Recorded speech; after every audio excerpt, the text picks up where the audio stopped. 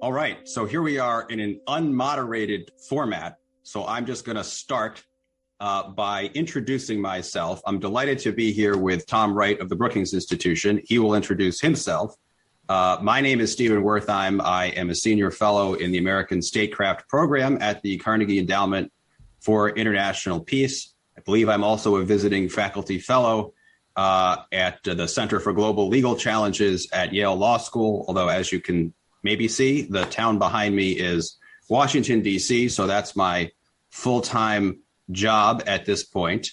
And I think I'm here in part to represent a kind of restraint school of thinking that has gained steam in our public conversation and in policy over the past couple years. Tom, do you want to say hi? Yeah, thanks, Stephen, and congratulations on your recent appointment, I think, to the American Statecraft program at Carnegie. It's if we were back in the office, it would be great to be having you as a neighbor, but since we're still virtual until September, we'll have to wait till the fall, but delighted to see that. And, my name is Tom Wright. I direct the Center for the United States and Europe at the Brookings Institution, where I'm also a senior fellow in the Project in International Order and Strategy. And Stephen and I have had the pleasure of debating each other, I think, as sort of representatives of maybe Stephen on the restraint side and me maybe on the liberal internationalist side, both in person and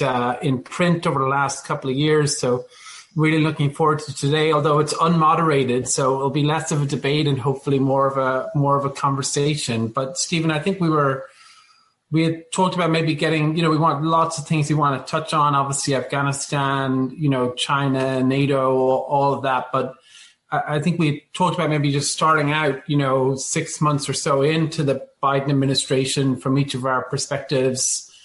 What does it look like? Is it better or worse? Or what are some of the main things that sort of stand out in terms of what we expected maybe on January the 19th? Sure. All right. Happy to take that one, Tom. Great to be with you. So I would say it's not terribly different after 6 months from what I expected. What I expected was a continuation of a shift that began under the Trump administration, at least in explicit terms, toward great power competition and away from U.S. military involvement in the greater Middle East. I think in somewhat different verbiage, that so far is what we're seeing from the Biden administration, with a greater emphasis on China than Russia, it appears. And so, I have concerns about that approach, but from an analytical point of view, it's pretty much in line with what I expected. I will say the brightest part of the Biden administration's performance to date for me was the decision to end the U.S. Ground presence in Afghanistan.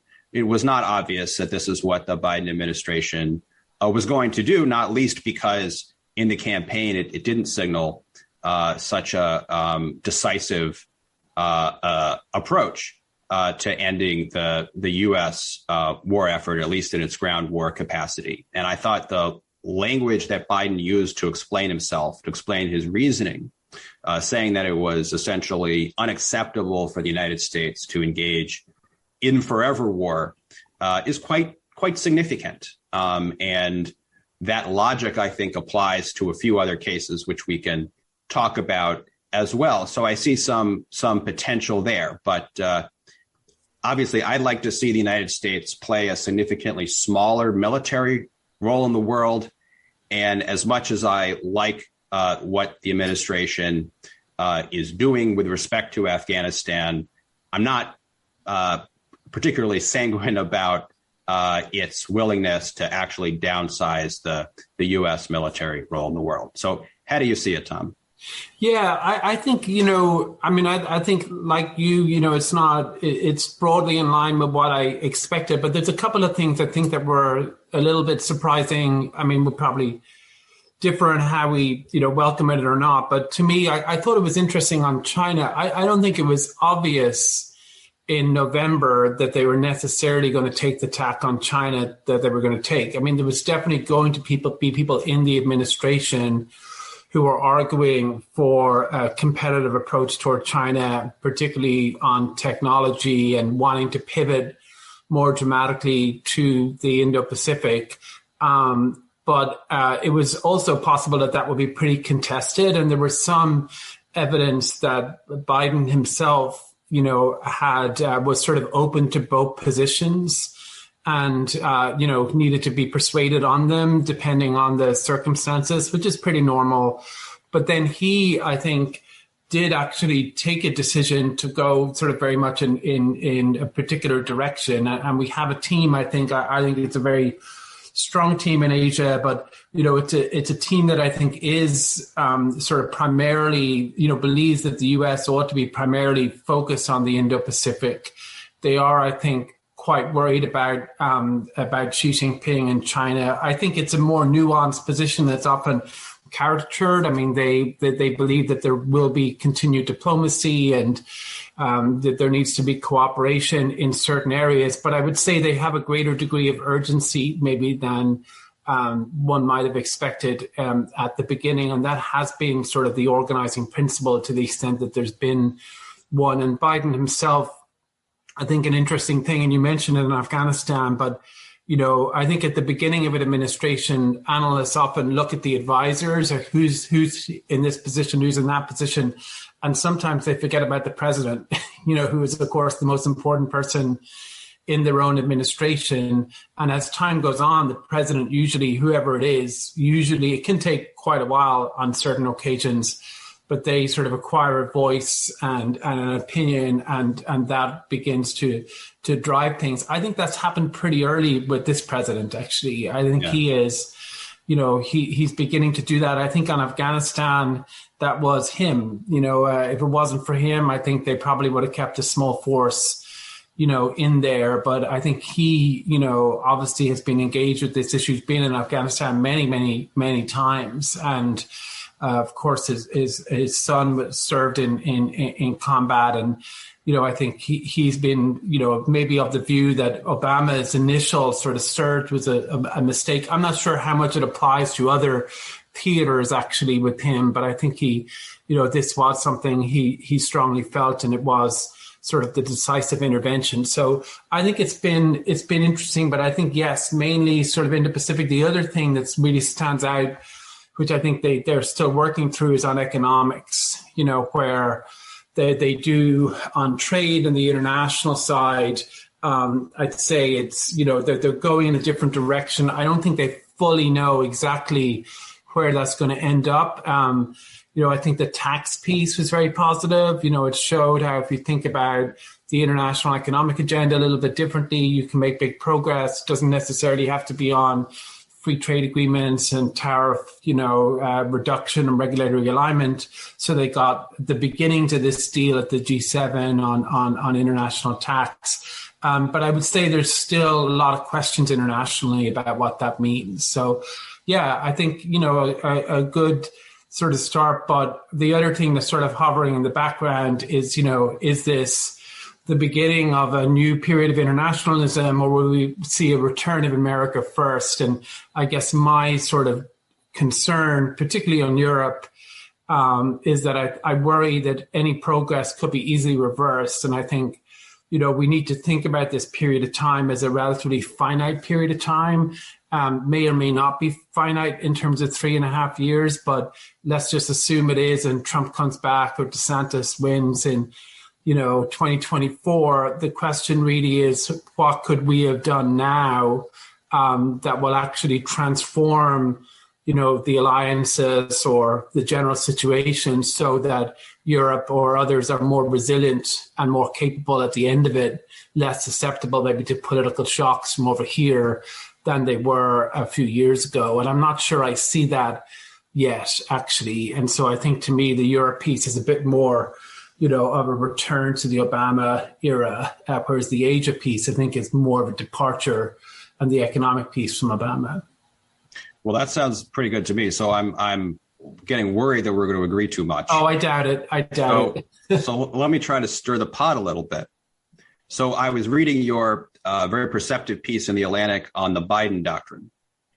And I'm also listening to you say that, you're worried about a return to America first, whether it's in the form of Donald Trump personally becoming president again or a Trumpy Republican.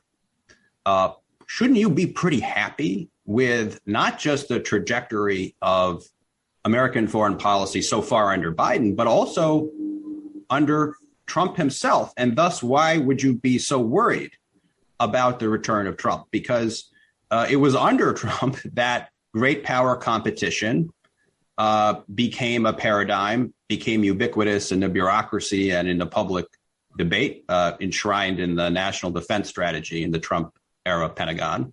If you look at Trump's own record toward Europe, taking aside the rhetorical browbeating, which is not uncommon by U.S. administration since the beginning of NATO, Trump took it to a different level, being particularly uncouth. But nevertheless, his actions with respect to Russia, increases of U.S. forces in Eastern Europe, continued expansion of the NATO military alliance to North Macedonia, to Montenegro, that doesn't suggest to me that Trump was out to, wreck the basic patterns, at least on the security side, of U.S. leadership in Europe in the post-Cold War era, and doesn't therefore suggest to me that a return of someone like Trump would herald a different course. Now, of course, he made noises in other directions, so one never knows. But how do you see that? Yeah, I mean, it's a fair question, and there's a lot there and a lot I could quibble with, but I'll maybe save the quibbles for a minute. I think that the big point, I guess, to try to answer your question is, I think what it fundamentally comes down to is, democracy and sort of liberal democracy, right? And so I think Trump was basically an opponent, at least neutral, more likely hostile to liberal democracy, constitutionalism, not just in the United States, but internationally. And he basically, if you think about, if you posit, and I know we don't really agree on this, but if you posit there is this difference, two constellations between authoritarianism and democracy, Trump was president of the United States, but his sympathies were with the authoritarian worldview, right? That was his worldview was not entirely dissimilar to Xi Jinping's or Vladimir Putin's. And, there's a lot of antibodies in the system, right? So it doesn't all collapse at once. It's a pretty, Western, we like the term Western, but liberal democracies, as we think of it, whether it's Japan and Australia, South Korea, or in Europe, Western Europe and Central and Eastern Europe, they're pretty resilient, but they did begin to buckle. And I think particularly in Europe, you saw the sort of strongman authoritarianism, gain traction in Hungary, obviously, and Slovenia and Poland, but also more generally, not necessarily to the government level. And to me, that was a pretty existential threat to NATO, right? It was, if he and his hostility to and failure to understand in any way Germany, his general hostility to Western European democracies in particular, his attempt to bully them.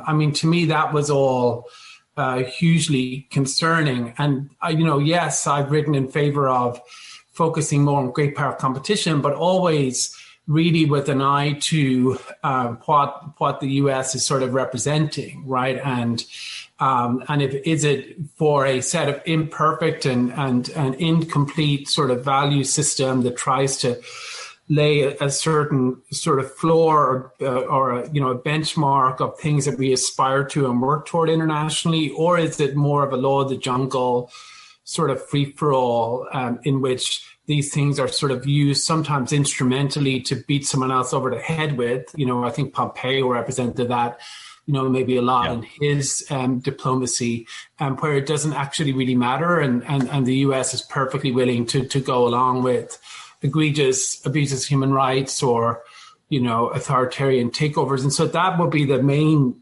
thing. I would just also say, that Trump's foreign policy, obviously was,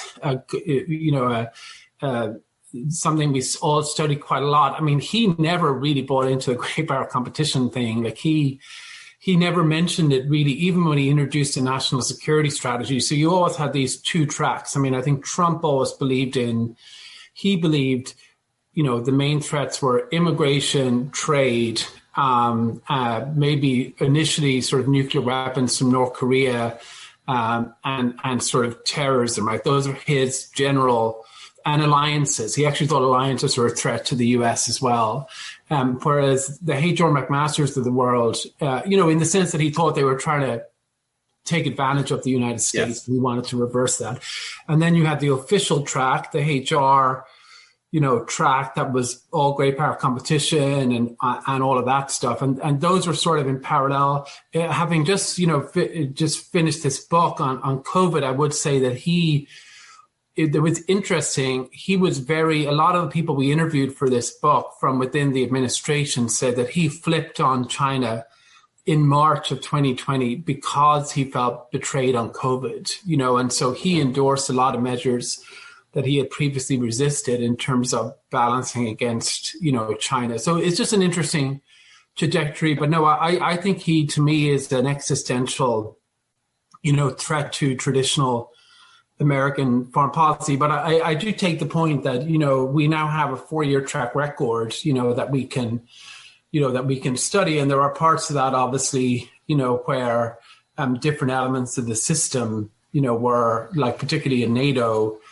bolsters that to some degree. Although I think he never, for most of that European Security Deterrence Initiative, it's very unclear whether he was even aware that those funds were going there. But right. I mean, the fact that he might not have been aware of a lot of things or didn't care enough to use his power as president and commander in chief to force policy changes, to appoint people who were not like H.R. McMaster, that does indicate something, right? And if we look at the structure of American power, consider some of America's authoritarian allies and partners, or increasingly illiberal ones, not much of that can be attributed to being inspired by what we agree is Trump's baleful rhetoric and sympathy sometimes with strongman rule. You take the trajectory of Turkey. So, take NATO, Turkey, Hungary, Poland, take the Middle East, Saudi Arabia, the UAE, Israel, Egypt, in Asia, increasing U.S. cooperation with the Philippines and India on security matters. I mean, those must trouble you, right? I mean, as somebody who wants the United States to stand strongly for liberal democracies, these are mostly long-standing relationships, right? And how do you square that with a free world? Well, I mean, just on I think that the authoritarianism is obviously a separate, it's a broader trend than Trump, right? Trump is both a reflection of that trend and driving it also, so he benefits from it. What happens elsewhere happens in America. He also, I think, drives it. And even if you look at an egregious example like Mohammed bin Salman in Saudi Arabia is never a democracy, always authoritarian. But I think you can definitely make a case that, Trump emboldened him to basically not think that there were any consequences for anything he did, because there was no risk of even a reprimand, whereas I think when he thought Hillary Clinton was going to win or when Obama was, president, it was like, well, they may create a little bit of trouble. Now, maybe not as much trouble as you or I would like actually on this issue, but there was something there. So it was like a blank check to all of them to, and that there would be you'd be rewarded, right? And Duda in Poland, he gets this visit on the eve of the election, comes over, right? So I think there's all of that. On the larger question, I mean, look, I think I've changed my view a little bit on this, not in that I've had a different view, but I maybe emphasize it a bit more. I do think that if the US is going to be sort of standing for democracy and a certain set of values internationally, that we need to be doing costly things to make that clear on our own side. Right now, I think that there are, geopolitics is geopolitics, and you can't afford to be consistent all the time in this stuff. But I would say that there's a difference between working constructively with a country like Vietnam, which is strategically important vis-a-vis China, and also for the most part has been generally sort of stable, right? You haven't seen major sort of spikes in bad behavior or anything. And then, basically embracing a country like Hungary, which is not as strategically important and whose leader has been doing pretty egregious things, within the EU and on freedom of speech in the courts and education and other things. And so I would say that we should be sending a pretty clear message. And I do think the Biden administration should have been much tougher early on Saudi Arabia, in terms of sending them, not sort of this recalibration sort of idea, but being sort of stronger in that. And I think that a lot of these leaders who are allied with the United States, authoritarian leaders, should be losing sleep about the impact of their actions on the relationship. Right now, that is not to say that we won't cooperate with countries if there's a mutual interest and a need to do so. But there's a huge difference between that and sort of a deep alliance based on sort of mutual respect and values in which they benefit a lot from that, right? And so I would be more strict about that, I think. But I think we do need to be, we do need to be conscious of that and to push back a lot more and to realize that most of the time, a lot of these allies, the authoritarian allies, need the United States more, than the United States needs them. And just the final point I make is on Turkey. We have to some extent seen that on Turkey, right? Like Biden has actually taken a pretty tough stance on Erdogan, and it hasn't fallen apart. Actually, Erdogan is, there's some signs that he's not changed. He's never going to do that. But there's certainly some signs that it's become a little bit more predictable because he's worried about what Biden might do, right, with the genocide declaration and other things that they've done. And so, I think we should be transactional and tough on these things when the values bumps up against against these long-standing relationships. Yeah, I mean, I guess, to pull back to some of the differences maybe in our larger worldview. My worry in listening to you is that you are taking rhetoric too seriously.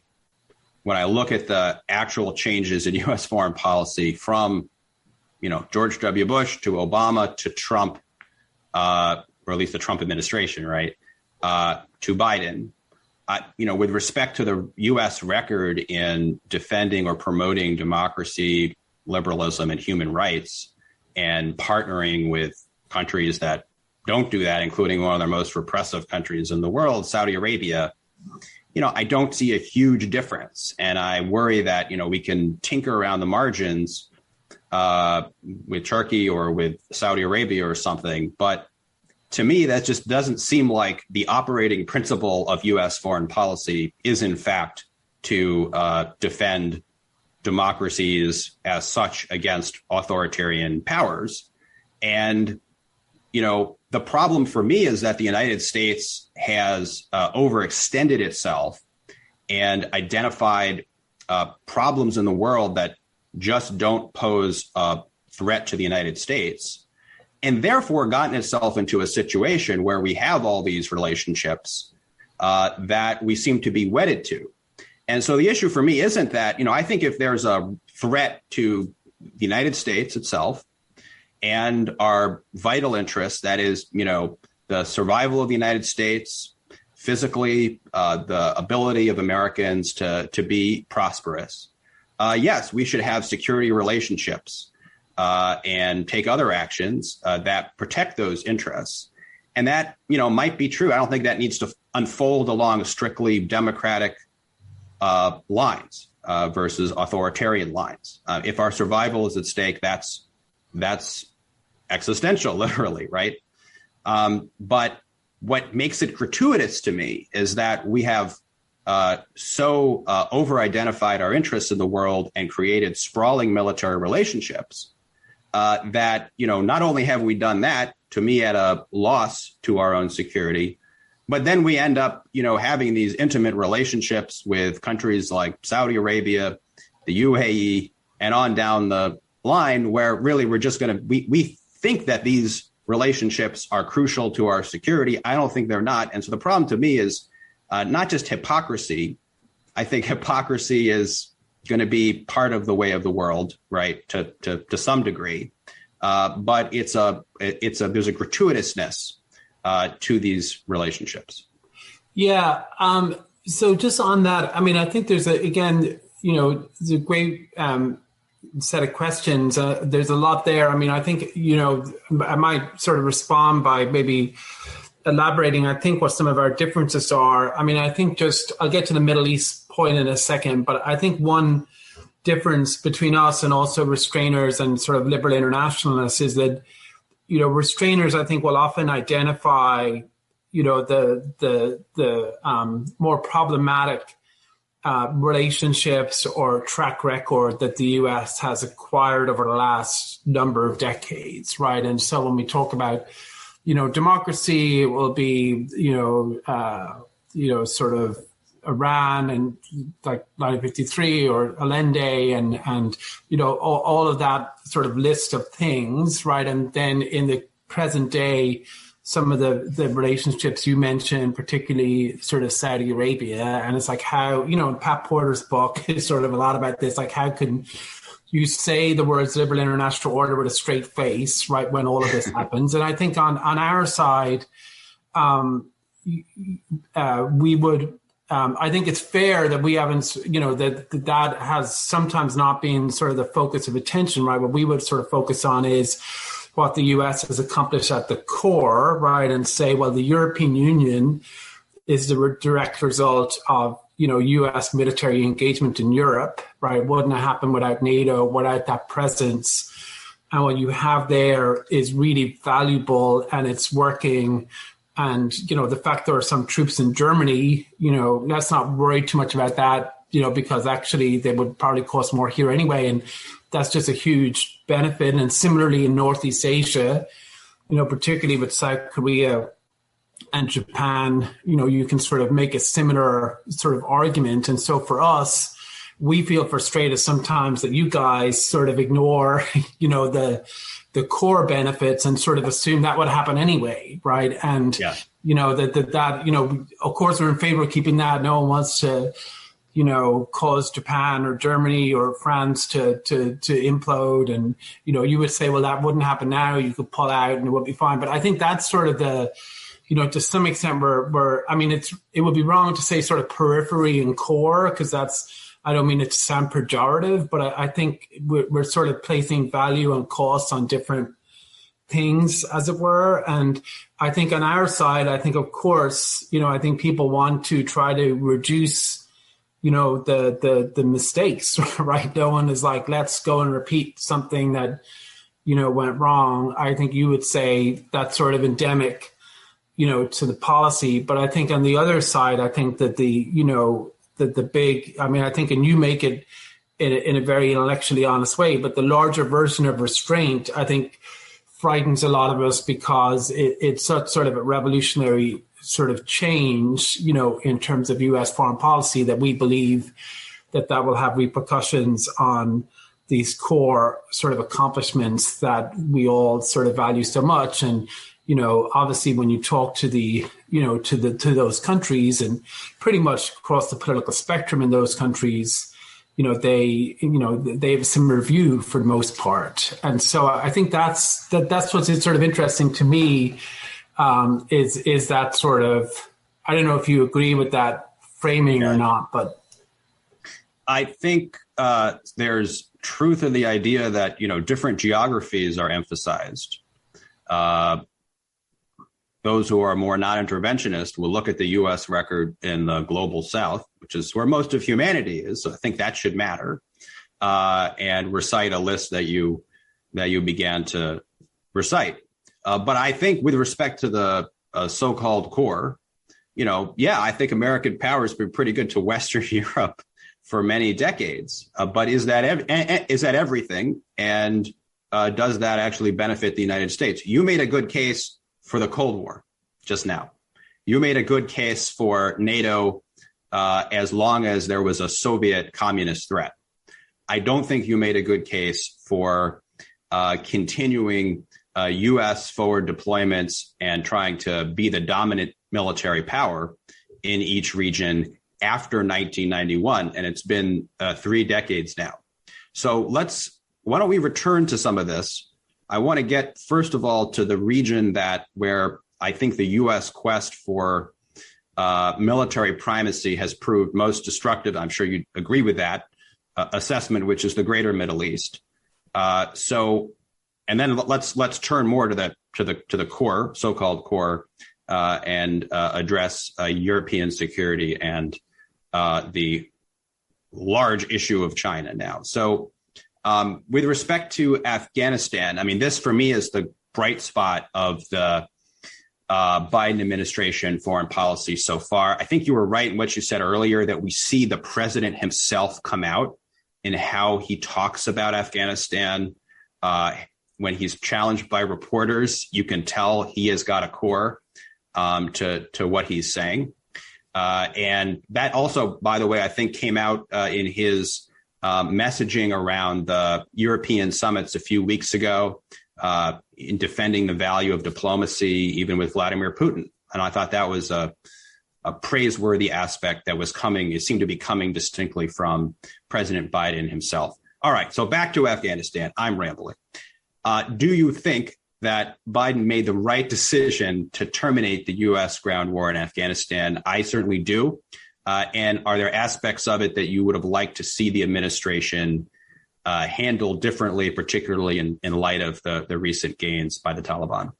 Yeah, I mean, not to avoid the question, to give you a straight answer, on balance, yeah, I do think he made the right decision, but I'm a lot more torn about it than you are and find it a lot more traumatic maybe in terms of, how I sort of think about it. I mean, the way I think the debate is basically, do you have a small insurance policy of 4,000 or 5,000 troops in Afghanistan to keep a lid on things indefinitely because you're worried about what's going to happen next, right? And you just do that in perpetuity until things change dramatically one way or the other. So that's sort of one side of it. And the other side of it is, we've been doing this for decades. There is no end goal in sight. Lots of problems emerge on that. The U.S. can get drawn into a larger fight there, and we have no obligation. We need to leave. And then on top of that, there's a pivot to Asia argument, which is, look, we have the Department of Defense focused on these operations on a daily basis, and that takes up a huge amount of bandwidth. And I'll set that part aside, I think. But I think that's I have a lot of sympathy with the first view, to be honest. I mean, I do think the U.S., yes, the president is right. The U.S. doesn't have, responsibility for deaths that will occur, in a sense that those are the responsibility of those who will commit those actions, and it's up to the people of Afghanistan. But there is a cause and effect here clearly too, right? I mean, the fact that a decision is being made and changing the situation results in a change, in the outcome. And so whether or not we say there's an obligation, so I do have some sympathy with that. But on balance, I don't think it's sustainable to just do that operation in perpetuity. I also think, and I know we'll definitely sort of disagree in this, but I am not convinced that Afghanistan is as strategically important as parts of, Iraq, for instance, or parts of the, core Middle East. And I do think that and I thought at the time that, it was a mistake to pull all troops out of Iraq whenever it happened in 2011 or 12, and I think this is maybe, but the bottom line is on Afghanistan, and I wrote this, I think, before he took office. I think, he promised it in the campaign. I think it was something that has broad support. It's extremely tough to do. I think it will be very painful. I'm glad to see them making a big effort on the translators and all of those who helped. And I will be extremely generous and expansive on basically anyone who wants to leave, even though that will leave Afghanistan in a worse situation, but I think there is a moral obligation, and I really hope there's a huge sort of effort expended on that to move toward where I think we disagree. I mean, I think that there is regardless of how we assess how it started, or, I mean, on terrorism, one can go, we all know the arguments, right? Like in terms of whether there's, someone could argue there's culpability for US policy going back to the 80s versus, this is more indigenous, sort of independent. I mean, I think without getting into all of that, I do think there is a continuing ISIS threat that is sort of independent of US policy, right? And I think that to me, as someone who would like to leave the Middle East in a more rapid way, I think it's rendered basically impossible by that, right? Because I think if you see just an abandonment of the region and even of these very problematic allies, there is no good, as I see it, like there's no good reason to think that ISIS won't be sort of resurgent, and that is actually more felt in Europe than in the United States. Where I think they're definitely a greater target and have experienced more horrific sort of attacks. And I think that it is both important from a national security point of view to continue to address that. But I also think even if you set that aside, from a public opinion point of view, people really care about it, right? And the first time you have these major attacks occurring again, public opinion of Congress will shift on a dime, just as it did in 2014, and will end up right back in a much bigger way than before, as happened in 2014. So compared to like 12 and 11 or whatever. So I think that probably gets to the heart of sort of a disagreement, but I think it's really about, how worried are we about what ISIS equivalence, whatever the latest sort of version is. Right. So I think we do disagree here. I mean, I think you've articulated, with respect to public opinion, you've articulated the problem, which is a cycle of violence. The United States began to station tens of thousands of troops in the Middle East only after the collapse of the Soviet Union and after the Persian Gulf War. And we have engaged in a great amount of military action since then. I would agree with you. When the United States is attacked, like on 9/11, the United States has to retaliate. Security is extremely important. In the broader term, though, we have to think about under what conditions can we not make problems for ourselves? And at some point, we have to be willing to say, we have accomplished enough that we can now see if local actors can manage security problems to try to get us to the point where perhaps if the United States is not killing so many people in the greater Middle East routinely, then perhaps people in the Middle East will not, some segment of them, will not want to kill Americans. And I think, it is possible to get to that point. But was that not tried in 2014? I mean, the US had left, ISIS reemerged, and then immediately started planning attacks against, Europeans and Americans, and with the beheadings and the, attacks in France. And right. I mean, so there was no, if they were being, I just don't see them as very sort of strategic in the narrow sense. I mean, you could paint a world in which they were like, yeah, the US is gone. We're going to focus on establishing control in this part of Iraq or Syria that we're in, but immediately it was the far war. Sure. And that's what ideologically motivates a lot of them. And I don't, I guess it's just how much evidence do we need that is a, that is a problem. And I think it goes way beyond, I mean, with Al-Qaeda, with bin Laden, it was sort of him making this conscious decision, we're going to focus on the far enemy, and he did that very self-consciously. With ISIS, it's much more, indigenous to just Sure. the general makeup of the person who joins up, and Sure. and there's a lot of, as you know, a lot of studies that suggest it's much more internal than it is external. It's much more to do with identity and, just all sorts of questions, especially in Europe, but, with the, all sorts of things that we see with alienation and less to do actually with, with the U.S. foreign policy decision. Although obviously, there'll be lots of cases where I think, it's probably a bit muddier, but I think that's the, and I don't think that if you left it to the regional allies, as we sort of saw before, I don't think they're capable of dealing with it because they have different priorities. Their priority is not necessarily the ISIS guys who are going after, the French or the Americans. It's Iran, or it's, their internal security stuff. And I think that's why the U.S. has been, engaged.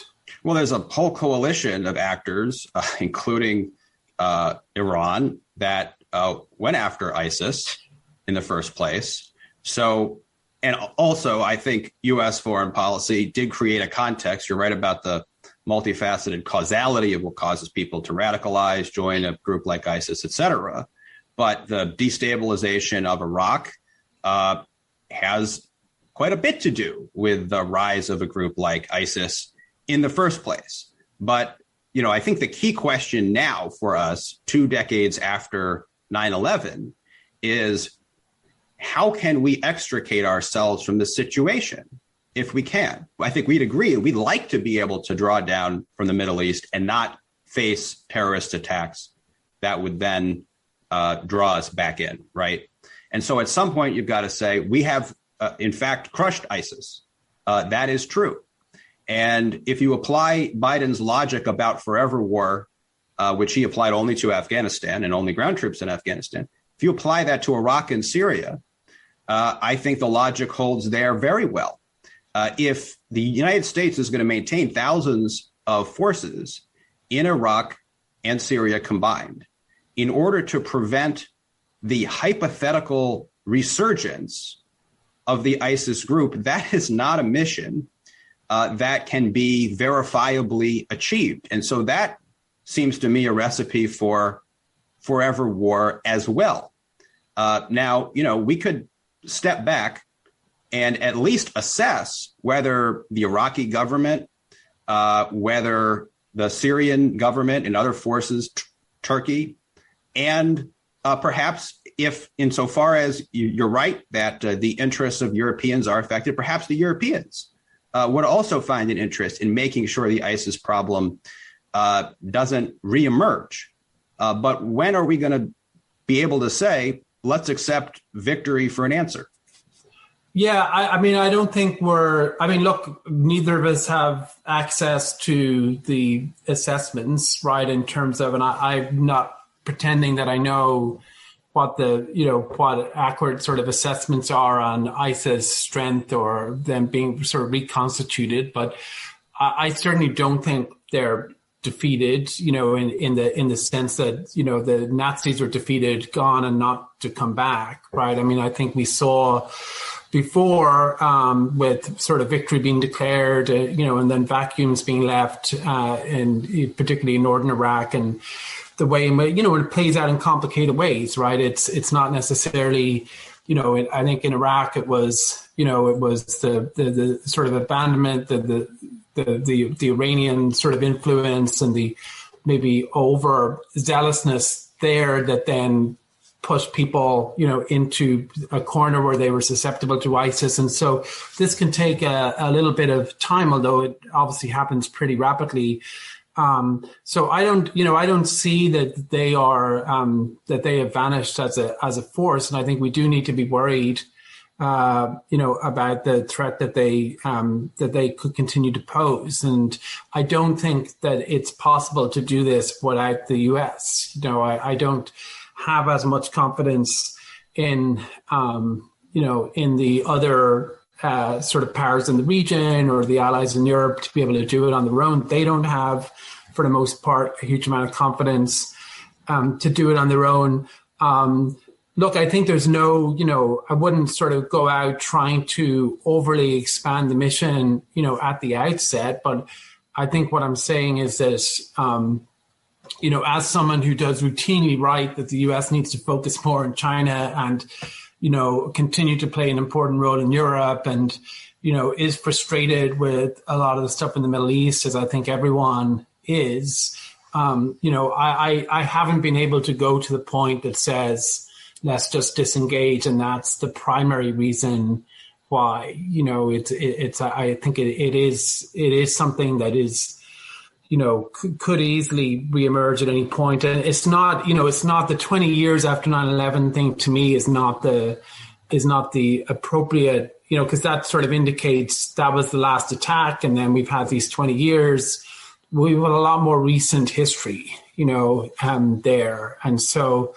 So I don't think, my sense on Biden, I don't think that I don't think what they did in Afghanistan is sort of a precedent model that they're looking to implement elsewhere. I would also say, and this probably gets to a philosophical disagreement between us. I think when you mentioned the forever war, but also on China, I think to me, restrainers sometimes emphasize, for understandable reasons, the U.S. side of that equation.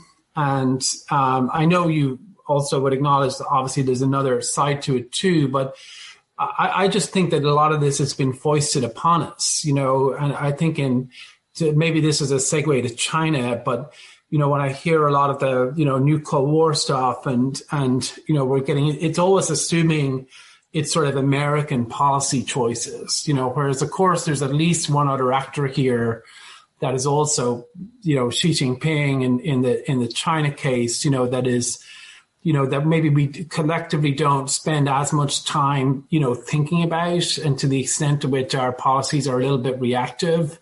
But I'm just wondering how you think about that. I know you've articulated these views for some time, but how do you think about whether or not you vary them depending on what's a sufficient level of evidence from Xi Jinping that would or let's say if you want to go back to the Middle East, that would disprove, falsify, I'm happy to answer that too, but what would sort of cause you to say, well, actually, we can't do that because it's not being driven by Biden. Actually, it's more of a response to what Xi Jinping is doing.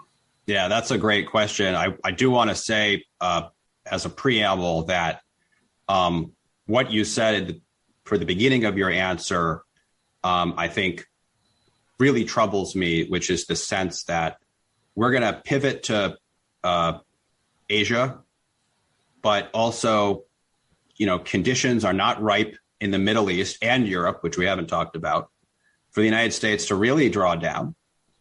And so this is the logic of, it seems to me, primacy, even though I know you'd prefer a different term like liberal internationalism.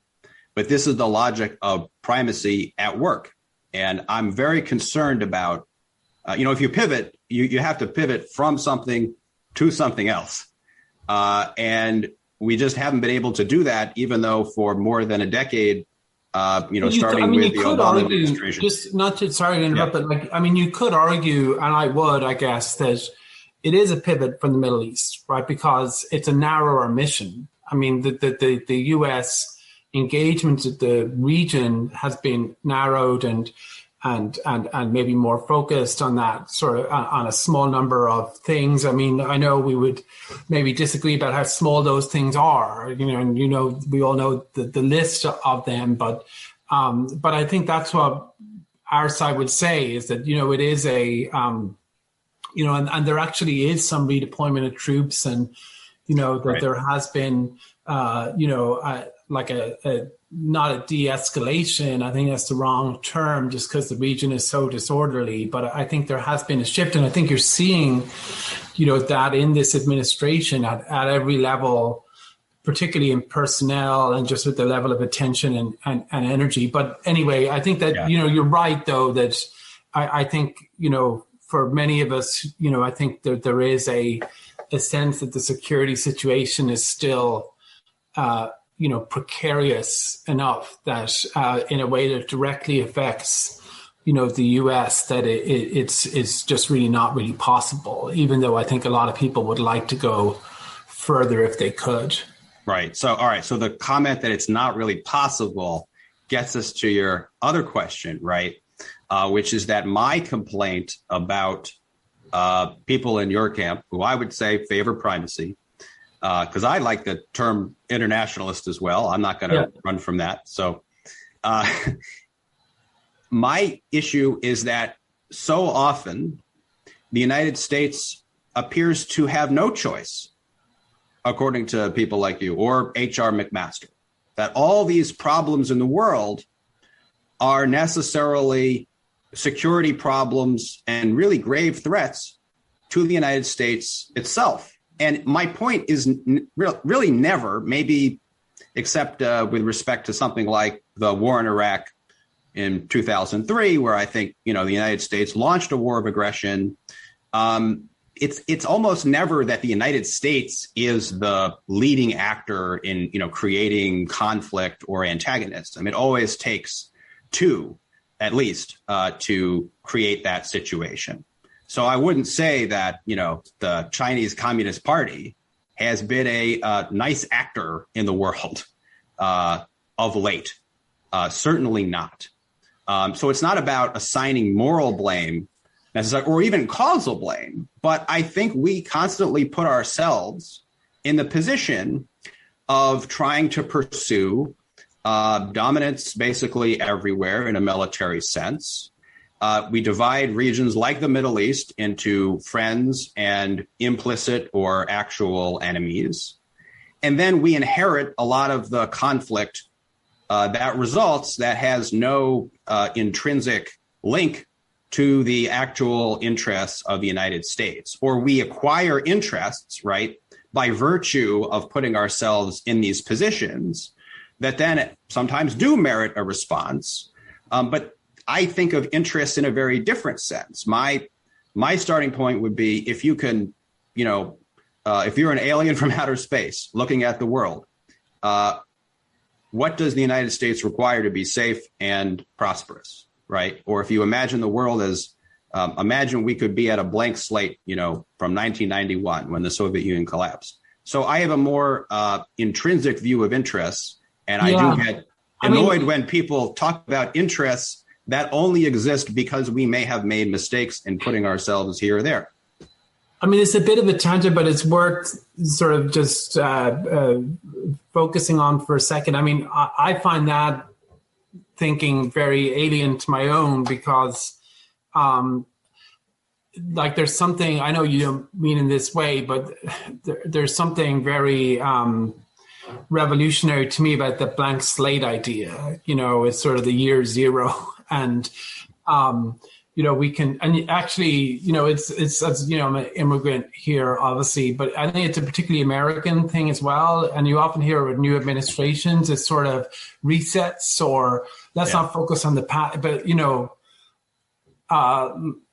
people focus on the past, right? There's a legacy of things that are inherited. You can't, we're all responsible, if we're in government for what previous governments have done and the decisions that they made, and we're assessed, because of the, country, not because it's Barack Obama, right? In his background, he's representative of the United States, and the United States has done certain things, that have an impact. And I just, the way I see the world is, we have this international, let's not call it an order, just say an international configuration, at the moment.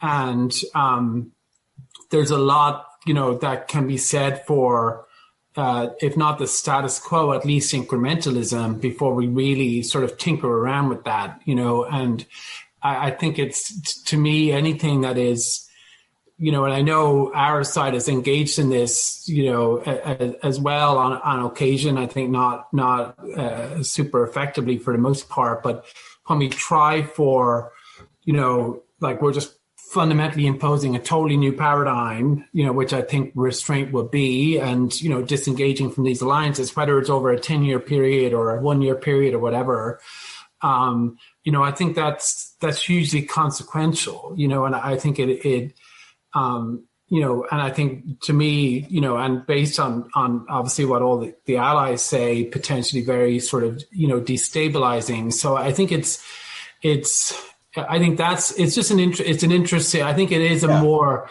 the realist school, I think, has always, which I know you're not necessarily a realist, but I've always thought it's a little curious, because realism, of course, in the sort of Burkean sense, at least, is pretty skeptical of major change, and sort of let's just accept things and try to work sort of on the margin of that, and whereas with a lot of structural realism in international relations, they think that, but then they also think that we should completely remake sort of U.S. foreign policy in the international order to make it more stable. And I know you're, progressive, not a realist. I'm not leveling that at you, but I think it's something I'd be curious about your response, because I think it is to me, it's all, and it's in the debates we had in writing as well, just on the level of change that will be entailed here. Yeah, I'm a historian too, so I don't believe in year zero ever anywhere. But and I appreciate the need to understand specifically where are we and what are the consequences of change. And I have eminent respect for incrementalism. But how do you know where you want to go, even if it's incremental, unless you engage in the exercise of assessing what is it that the United States truly requires in the world we face? And I think that has been a deficit for this country for some time, especially after the fall of the Soviet Union. We had a very changed international environment, but U.S. foreign policy didn't change enough with it, or it changed actually in the direction of increasing the U.S. military footprint or commitments, as well as actually engaging in more armed intervention more frequently than during the Cold War itself.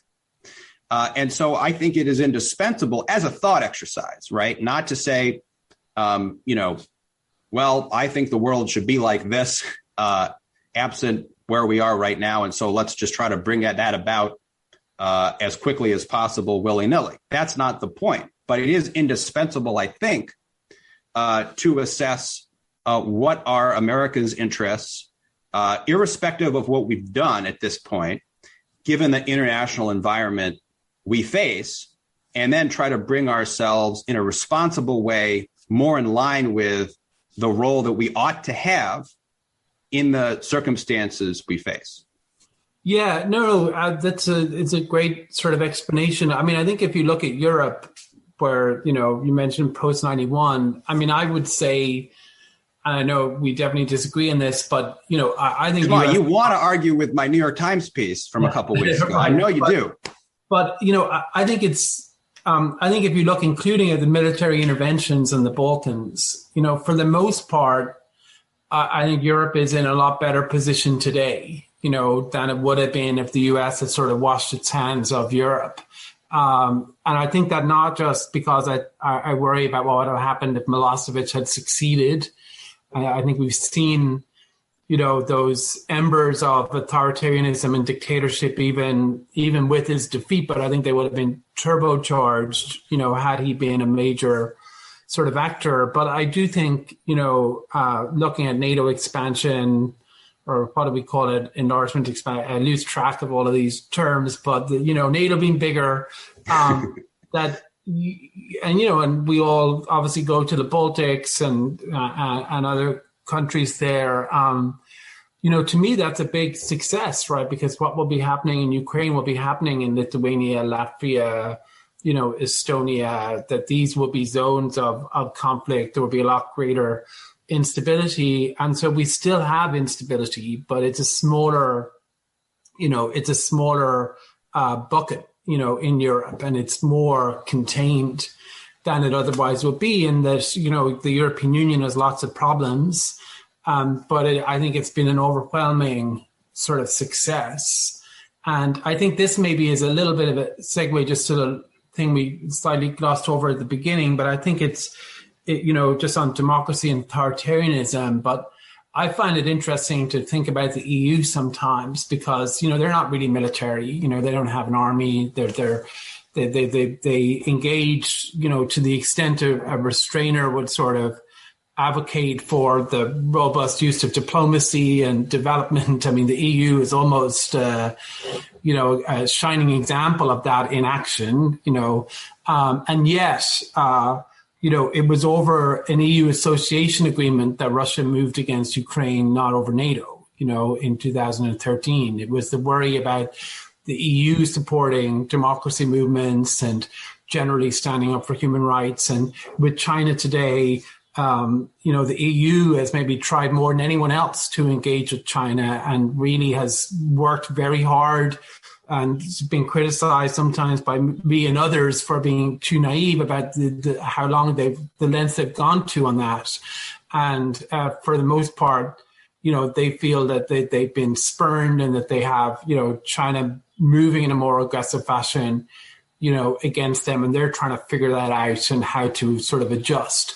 But I think it's to me that this democracy sort of authoritarianism thing is interesting to look at through the EU prism, in terms of, that this is, we are, I think, I don't think it's the Cold War. I don't think it's dividing the world into blocks because all these countries are interconnected. But I think there are increasingly two different ways of organizing society. And we see that within the United States as well. This is not just an external thing. These struggles are occurring. Authoritarians have lots of people who'd like to be more liberal. Democracies increasingly have lots of people who'd like to be less liberal.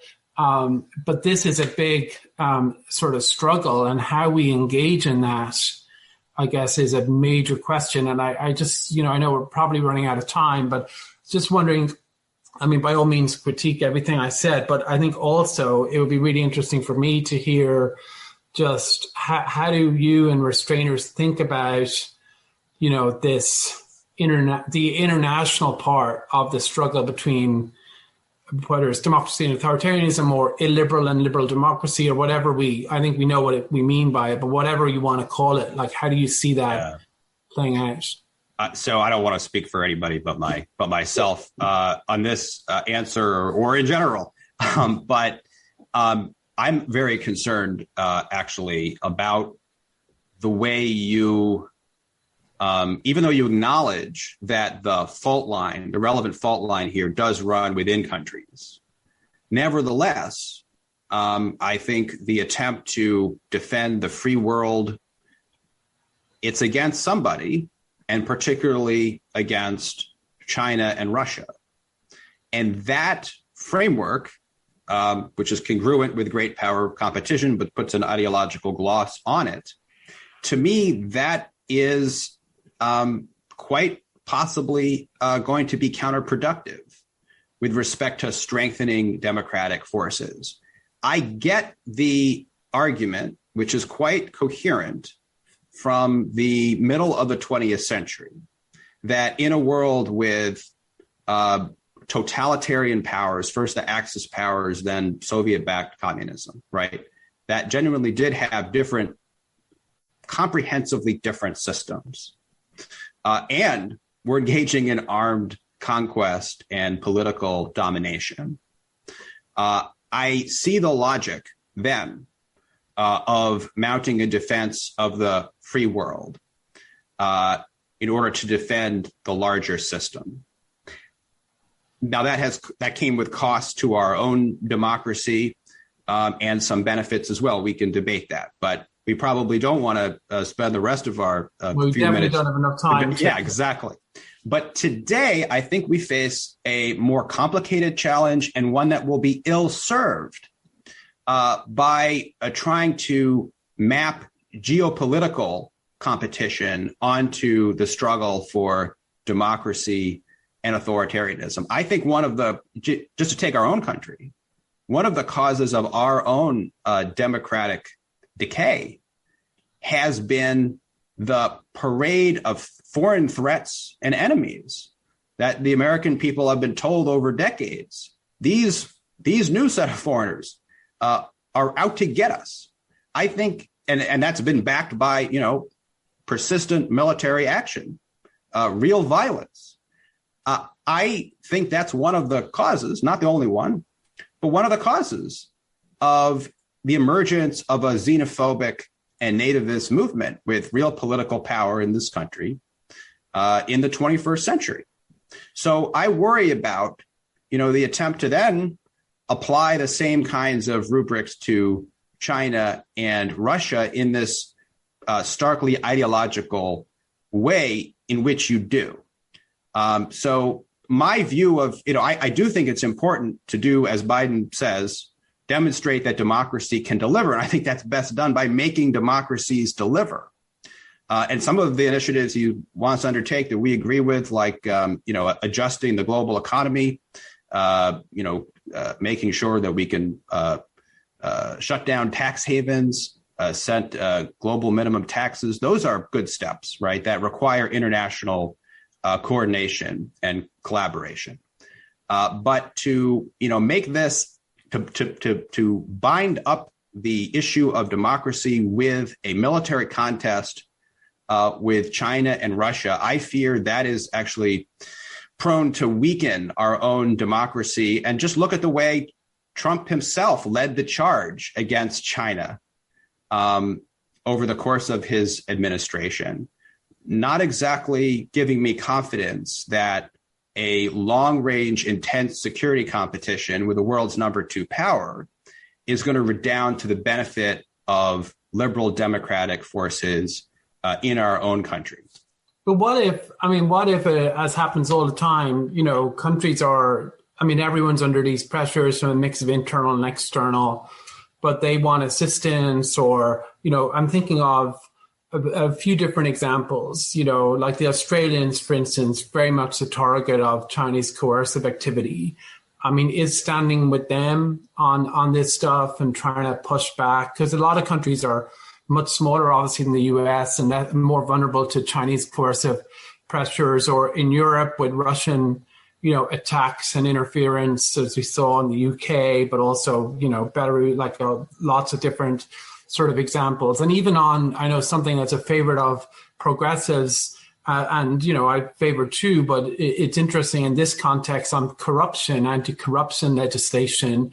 Everyone seems in favor of that, but that's actually really a dagger targeted at the heart of these regimes. And, if you go after Putin and the Putin's cronies' funds and China and exposing all of that, that in a lot of ways is more destabilizing than, moving troops in Eastern Europe, right? Because it's so, I guess what I'm curious about is, I understand the coherence of the overall frame. Bernie Sanders' recent piece, he focused a bit on this, although it's interesting, as I've been critiquing him a bit because he actually started a lot of this at the beginning by giving a speech about, at Fulton, Missouri, sort of declaring a struggle between democracy and authoritarianism. But what I'm less clear on are the details. Like, what is it that, apart from the defense budget, I understand that, but the opposition to the size of that, but what is the specific things on this competition, democracy and authoritarianism that, let's say, Biden is doing, that progressive restrainers feel like we want to reverse that, that's a mistake, other than the rhetoric and the mood? So I think the reason I think your criticism of Sanders is flawed is that I think the Sanders view makes the kind of distinction that I am also making, which is that the struggle between democracy and authoritarianism fundamentally runs across borders. It's not just to be neatly mapped onto a military contest.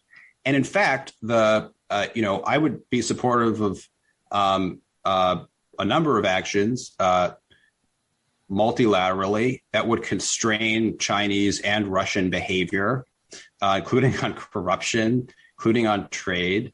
I think China's practice of international economic coercion is the single worst international practice China has put forward. You look at Australia of late. I think that's aggressive.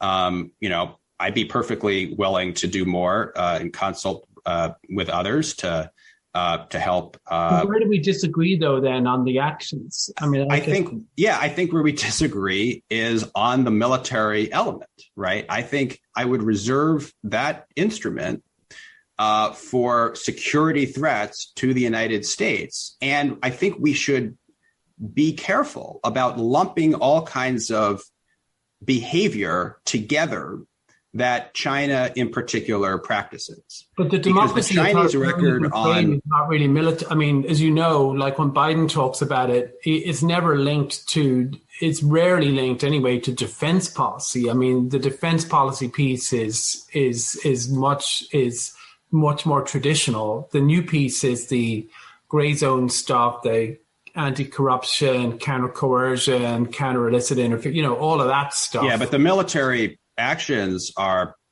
I think, an essential part of this context. I mean, the promise by NATO, very much urged by the United States, of eventual membership for Ukraine and Georgia in 2008, I think is a key part of the context here for the actual armed conflict that's occurred between Russia and Georgia first, and then later between Russia and Ukraine. Yeah. The fact that the United States arms, Ukraine with weapons is also part of that. So if we were having a contest that was actually, limited to the EU, right, we'd be in a different situation. And I'm all for, I believe in our European allies and partners. I believe that they can manage the defense of Europe. That's what I would like to see. So I might be saying something very different with respect to U.S. policy. Yeah. You think they can do it? I think Europeans can take the lead in defending Europe. I certainly think that's true. And I think the United States has to be willing to pull back in order to create the context in which that can happen. I'd like to encourage it, but I don't see them being able to do it independently. But I think we are way over. So probably true. Yeah, we could go on for twice the length of time, but to be continued. I look forward to that. I'm grateful for anybody who has stuck with us. Yeah, for this sprawling conversation. The forever conversation. Excellent. Well, it was my pleasure, and I do hope we can continue in an even longer format in the future. Yeah, I look forward to that in person, hopefully. Thanks. Great.